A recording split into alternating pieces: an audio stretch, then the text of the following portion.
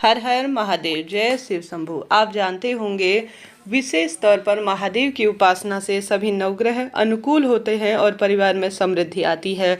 और विशेष तौर पर बुधवार का दिन बल बुद्धि विद्या के सबसे सर्वश्रेष्ठ दिन के रूप में जाना जाता है। जो व्यक्ति प्रतियोगी परीक्षा की तैयारी कर रहा है या कहीं ना कहीं ट्रांसफर विवाह की बाधा अटकती है, संतान सुख नहीं है, तो आवश्यक रूप से इन सरल से उपायों को कर कर आप जीवन में जो चाहेंगे इन उपायों से प्राप्त कर लेंगे। कब कैसे किस स्वरूप में करें, वीडियो के अंत तक बने रहकर आप ध्यान से पूरे वीडियो को बहुत सुंदर स्वरूप में पाएंगे। देर ना करते हुए शुरू करते हैं।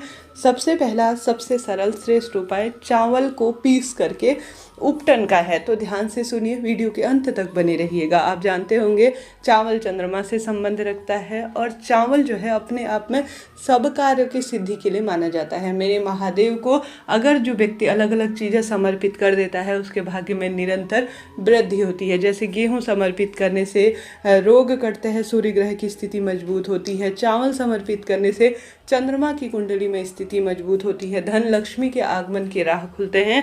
और साथ ही दूध समर्पित करने से सौभाग्य में वृद्धि होती है, संतान संबंधी रोग कटते हैं। चंद्रमा का संबंध भी दूध से माना जाता है। और साथ ही जो है घी समर्पित करने से आरोग्यता अर्थात रोग मुक्ति होती है। इस तरह से जो है अपने आप में महादेव को जो भी वस्तु समर्पित की जाती है वह अपने आप में विशेष फलों की प्राप्ति में सहायक होती है। और नवग्रह जो है मेरे महादेव के आसपास ही विराजमान होते हैं। तो दिन बुधवार है और सर्वश्रेष्ठ कार्य आपको करना है। थोड़ा सा एक मुट्ठी अपने घर के मंदिर में चावल पीस लीजिए। जैसे आपके घर के मंदिर में शिवलिंग है या महादेव के मंदिर में जाकर उपाय कीजिएगा। आपको थोड़ा सा मिक्सी में दरदरा सा चावल को पीस लेना है, ठीक है। चावल को पीस लिए उसमें थोड़ा सा आपको गंगा जल मिला देना है। मिलाने के बाद थोड़ा सा आपको उसमें पीला चंदन आपके पास पीले स्वरूप में हो, लाल चंदन हो, अष्टगंध हो, जो भी है जिस स्वरूप में भी है आप पूर्ण रूप से उपटन के स्वरूप में उसे बना लीजिए।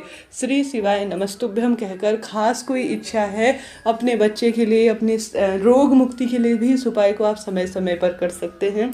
आप सभी को इस उपटन को जो है संपूर्ण समर्पण की भावना से शिवलिंग पर करना है। अपनी मनोकामना बोले, नाम गोत्र बोले, 12 ज्योतिर्लिंग का स्मरण कर कर सुंदर भाव से आप उपटन करें महादेव के शिवलिंग का।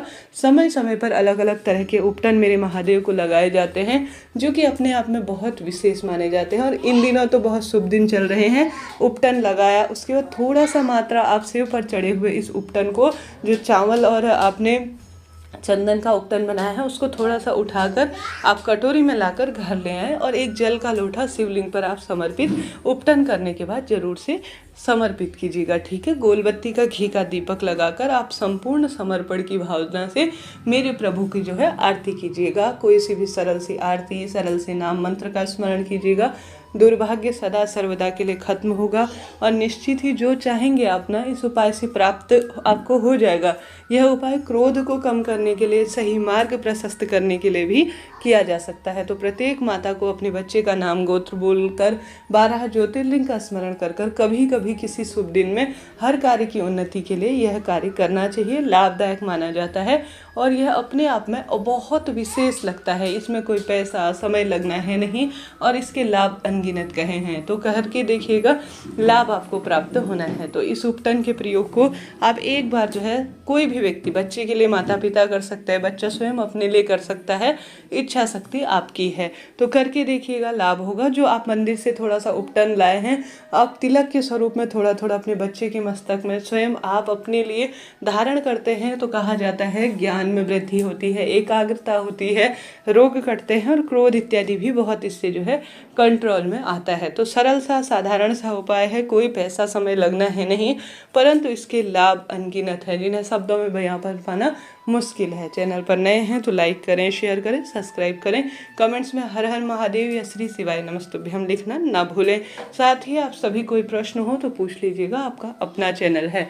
हमने बात कर ली प्रथम उपाय की। दूसरा सबसे सरल सबसे श्रेष्ठ उपाय गेहूं का उपाय। आप जानते होंगे, जैसा मैंने शुरू में ही कहा, गेहूं जो है सूर्य ग्रह से संबंध रखते हैं और गेहूं शिव पर चढ़ाने के अनंत लाभ कहे गए हैं। रोग मुक्ति भी यह देता है।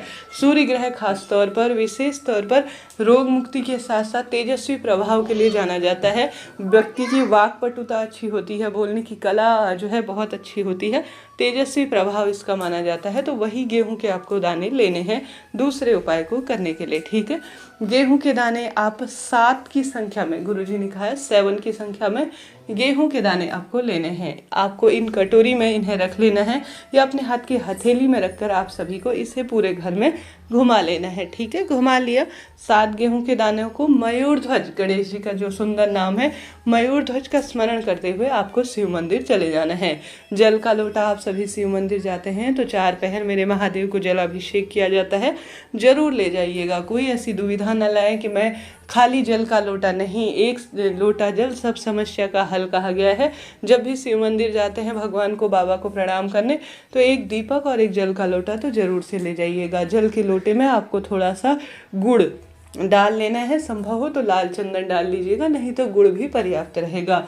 आप सभी को इसे श्री शिवाय नमस्तुभ्यम कहकर सबसे पहले गणेश जी के स्थान से ही हमेशा जल चढ़ाने की शिवलिंग में प्रयास करना चाहिए। समर्पण की भावना से समर्पित करें।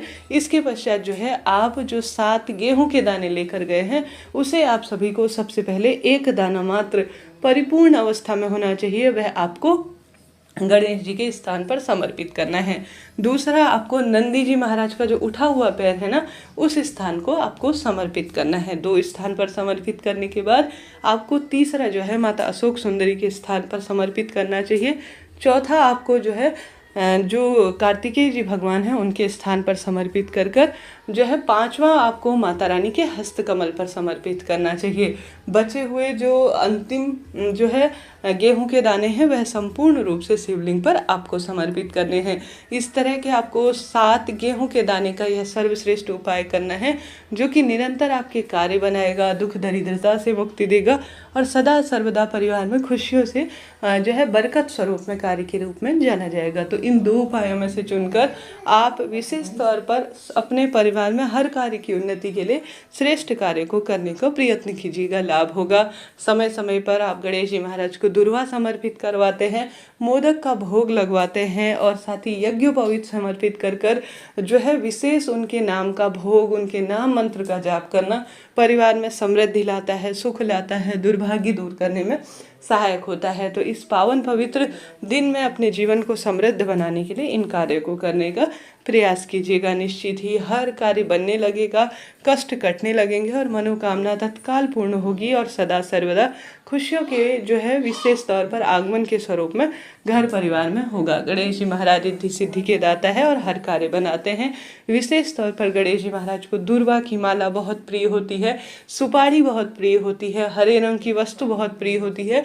तो इन्हीं चीज़ों को आपको भोग स्वरूप उन्हें समर्पित करना चाहिए।